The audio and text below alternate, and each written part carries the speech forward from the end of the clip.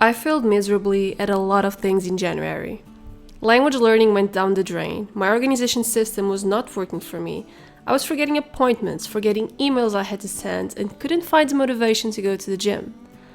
This could be a combination of having had a cold for like 3 weeks, starting to adapt to life with a puppy, or simply that type of moody feeling you get when it's constantly raining.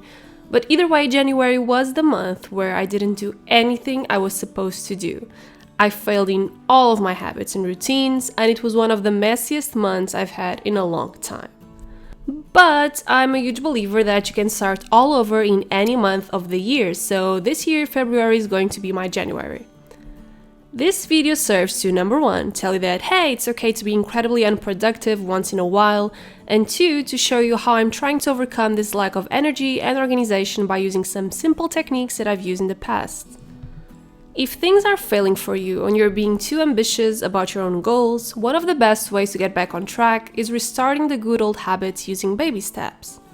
First of all, if you're still unsure on how to establish goals, you should watch last week's video on how to use the SMART method to set objectives that are clear and well defined.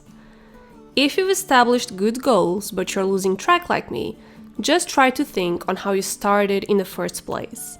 Instead of going all out and forcing yourself to be a perfect person, just tone down your objectives and make them realistic. In my case, I've restarted meditating by redoing the foundational course I had started last year. It was what got me into meditating because the incremental sessions worked well to build that habit for me. Instead of forcing myself to go to the gym 3 times a week, I'm starting by working out moderately twice a week. Instead of highly intensive classes, I'm doing some yoga, Pilates, and walking, and then some light cardio and strength workouts. Instead of trying to learn 3 languages every single day, I'm focusing on learning 1 language every day, be it Latin, Japanese, or German. The goal is to make progress in 1 language every single day for 10 minutes or more.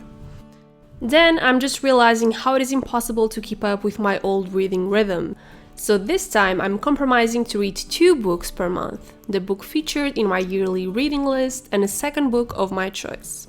I've also retraced a few steps back in my organization game and I went back to a notebook to scribble down to-do lists.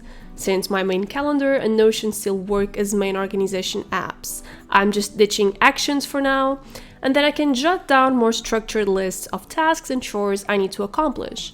I do agree with people that say that writing things down is different than typing.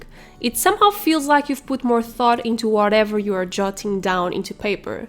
My problem is that writing things down in a notebook is not as practical as typing or using a digital device. It's also something you become dependent on because if you don't have your notebook with you, you lose track of all of your tasks and progress.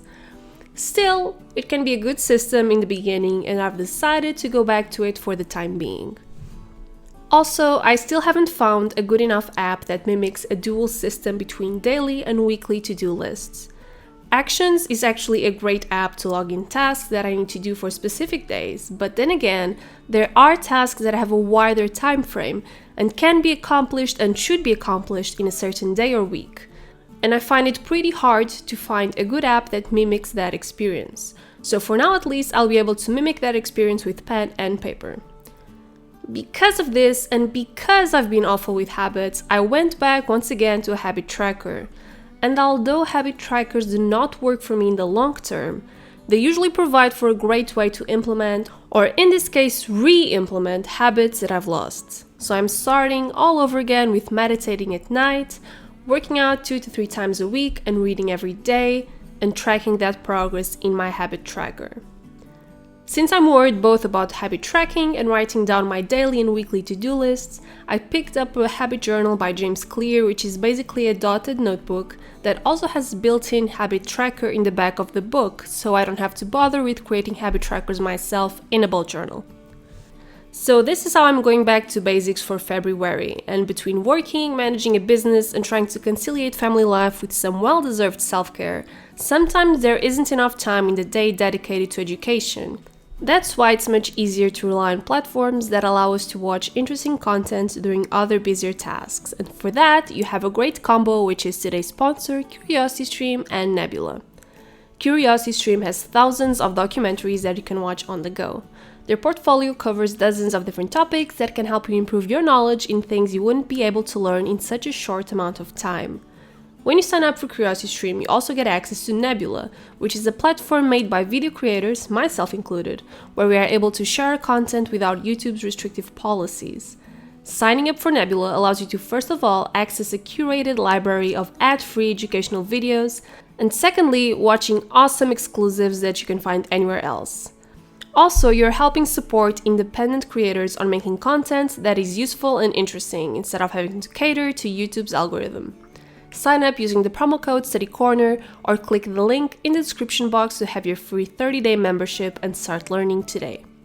I hope you enjoyed today's video and I'll see you next week. Bye guys!